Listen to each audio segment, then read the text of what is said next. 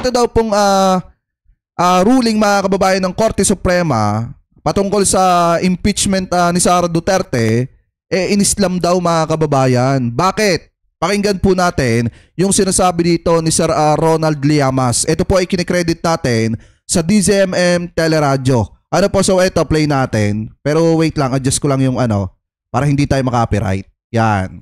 Ito, play natin mga kababayan. Ay, shoutout kay Papa Trix ha. Sige, lapag ka lang dyan ang link po, tol. Suportahan nyo yan, guys ha. Talaga nawa ko sa batang yan na AI. Ng BP yung AI. Talaga naman talaga nagpupuyos ang damdamin ni Sec. Release the Kraken. Well, gusto ko lang simulan sa isang quotation, sa isang magaling na manunulat na paborito ni Alan Herman. Hindi ko siya paborito dahil yung philosophy niya ay mas rugged individualism. Pero ang sabi niya, ito ay si Ayn Rand. Yes, Ayn Rand. The stand. Sabi niya, when the law no longer protects you from the corrupt, but protects the corrupt from you, you know your nation is doomed. Preach it. Tama. So, ingat tayo, baka doon tayo pumunta. Tama. Dito sa desisyon ng Supreme Court to dismiss the impeachment case. Una, Sige nga. ano bang basihan nila to dismiss? Okay. Factual ba yung kanilang basis? Ito yung sinasabi ni former Supreme Court Justice Carpio. Tama Ito naman. parang mali ang pinagbatayan ng kanilang desisyon. Sabi naman ni former Chief Justice Panganiban, anyari, ba't ang bilis? No? Na-receive yung sagot ng House doon sa napakatinding banat na order ng Supreme Court. At saka ang pinakamasakit dito mga kababayan, parang lumalambot yung saligang batas natin pagka si Sara na yung pinag-uusapan or mga Duterte na eh. Eto pasintabi po mga kababayan, ito po ay personal na opinion po natin.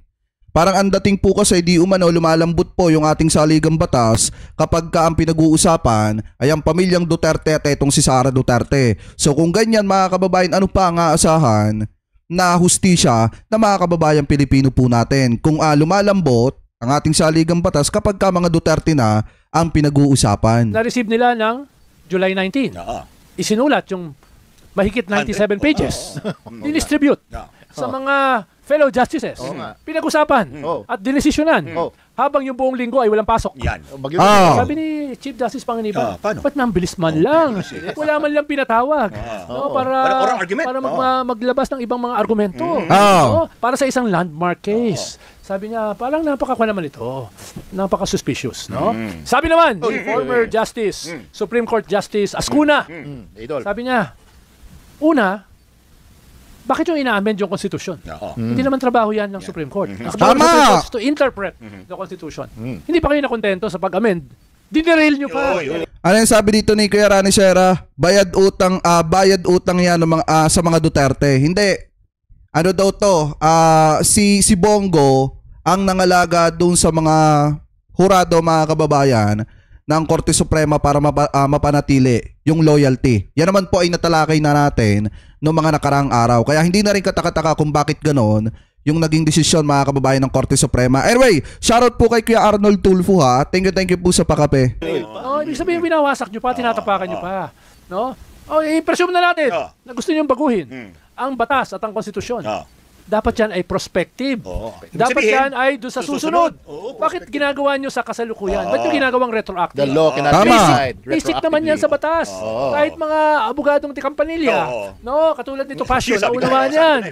No, kahit kami, drop out, ay naunawaan yan. Diba? So, tapos, sa pag-amend nyo, ginawa nyo almost impossible. Almost!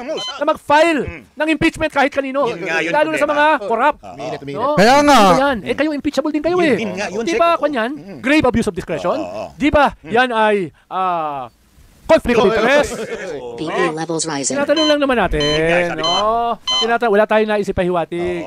At saka kasi mga kababayan, dahil po sa ginawa ng Korte Suprema, parang isinasalba rin nila yung kanilang mga sarili. Kasi alam naman po natin mga kababayan na impeachable official, yung mga impeachable din po yan, pwede rin pong ma-impeach yung mga yan. So sa ginawa po nilang desisyon na ito, na bigla nilang ina-amend yung saligang batas mga kababayan, para na rin po nilang isinasalba yung kanilang mga sarili. Ngayon, ang pinag-uusapan kasi dito, unfair naman po dun sa mga naunang na-impeach. Pero yun yung mga kababayan napakalaking unfair po nito dun sa mga naunang na-impeach. Dahil nung mga panahon na yon, hindi naman po pinag-uusapan yung mga ganyang klase ng bagay.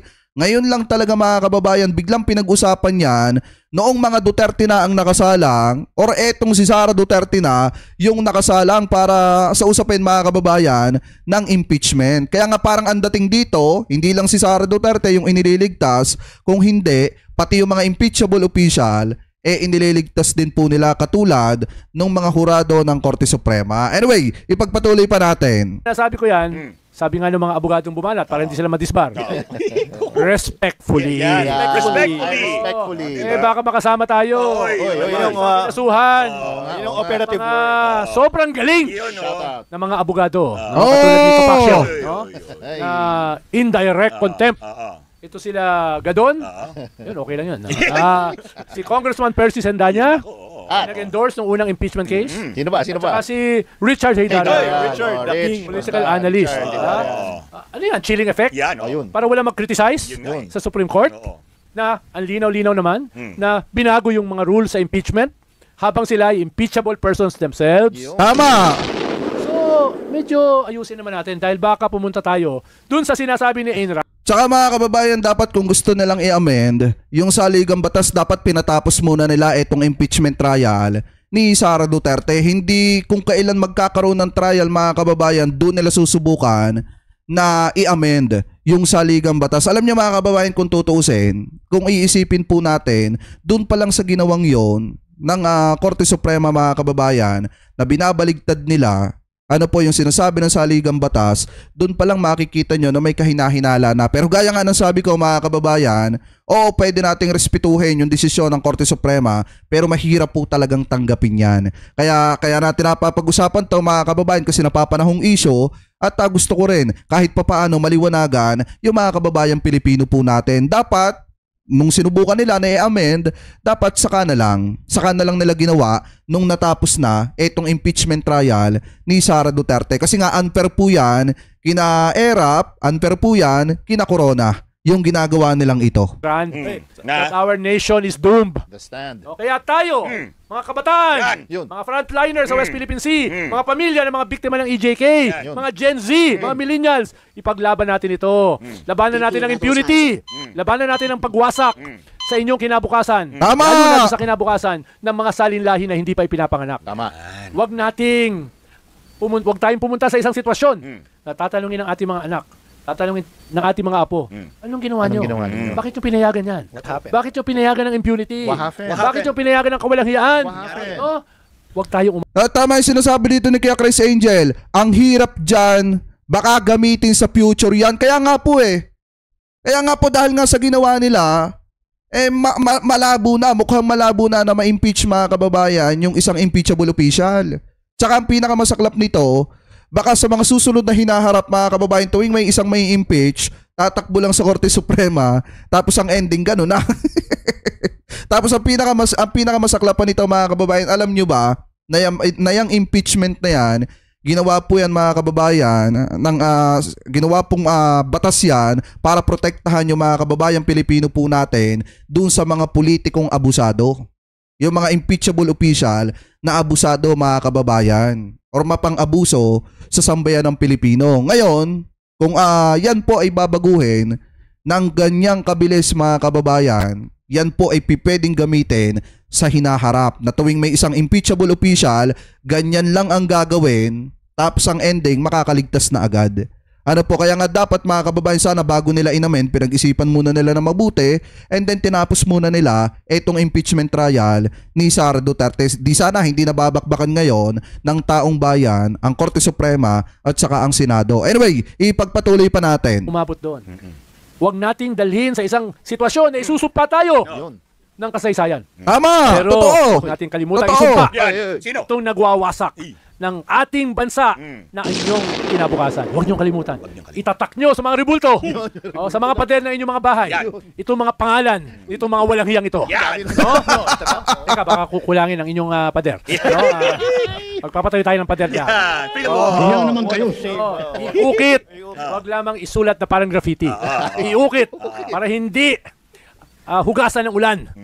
No, yung ulan na nagiging Paano baha. ng tubig baha? Yan. No, na nagiging dahilan para dito sa libo-libong flood control project. Pero ibang usapin yan. Ibang usapin yan. Ibang usapin yan, no? Next week na yan. Usapin yan, no? Alam nyo mga kababayan kung ako lang yung masusunod.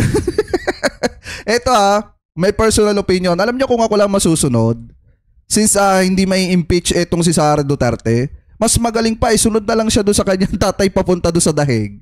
'Di ba? Kung makikita nyo, may partisipasyon din naman si Sara Duterte doon sa mga nangyaring AJK mga kababayan nung panahon ng kanyang tatay. Kasi mayor siya nung mga panahon na yun eh.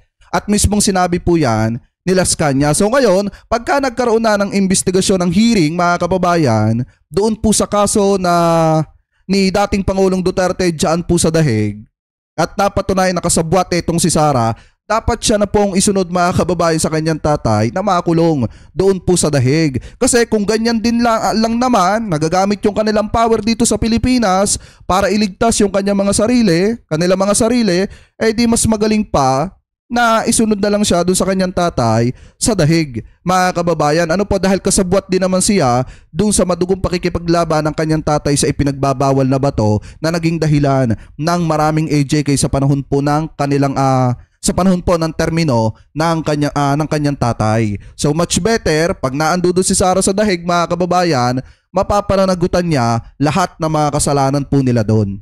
Pero gusto ko lang banggitin yung aking isang kaibigan. Sige nga. Yung laging ini-invoke na Francisco Yun nga. versus House of Representatives. Yan.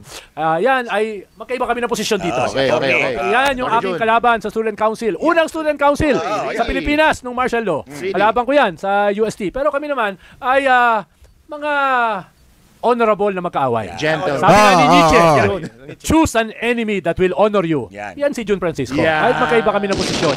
Hindi yan sila Tupac Shaw. Hindi yan sila Jing Paras. No, walang honor ang mga yan, no?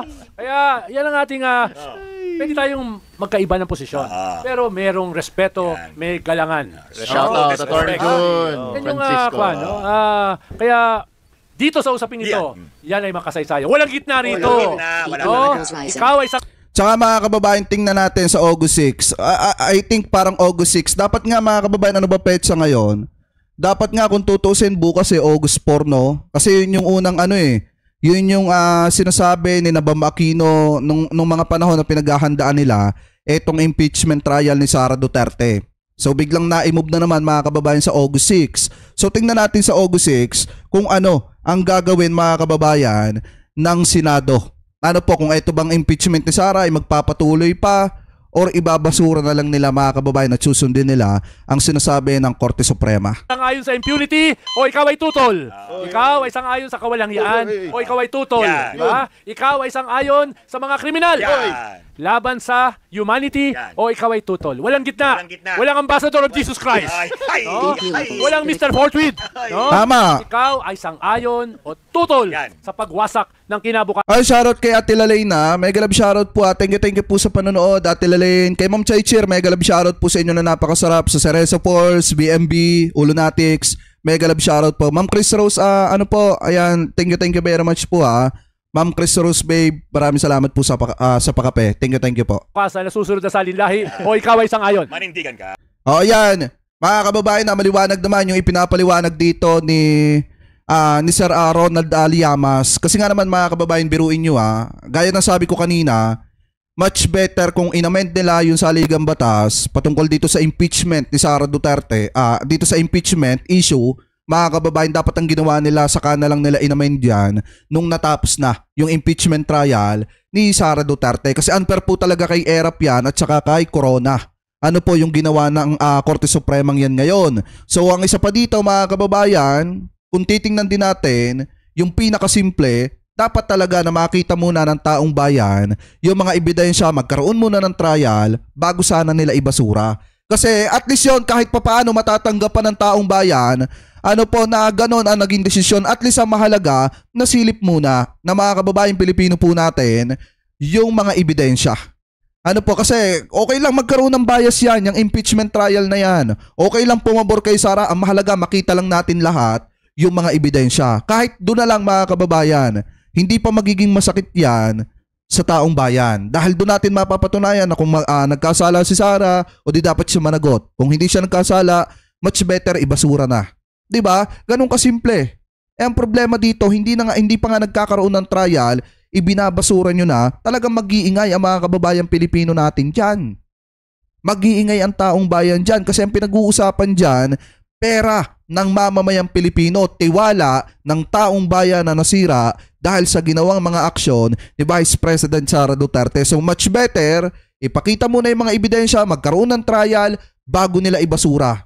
Kahit papaano matatanggap pa yon ng sambayan ng Pilipino. Anyway, shoutout po sa inyo ha. Shoutout po kay Mark Castillo. Mega love shoutout po na napakasarap sa inyo ha. Anyway, mga kababayan, kung titingnan nyo, tama naman dito kasi ang pinoprotektahan dito sa sinasabi ni Sir Ronald Llamas yung kapakanan ng hinaharap, mga kababayan. Yung kapakanan ng mga kababayang Pilipino po natin sa hinaharap. Kaya dapat, bago nila sana i-dismiss, magkaroon muna ng trial. Yun lang naman ang hiling ng mga kababayang Pilipino po natin.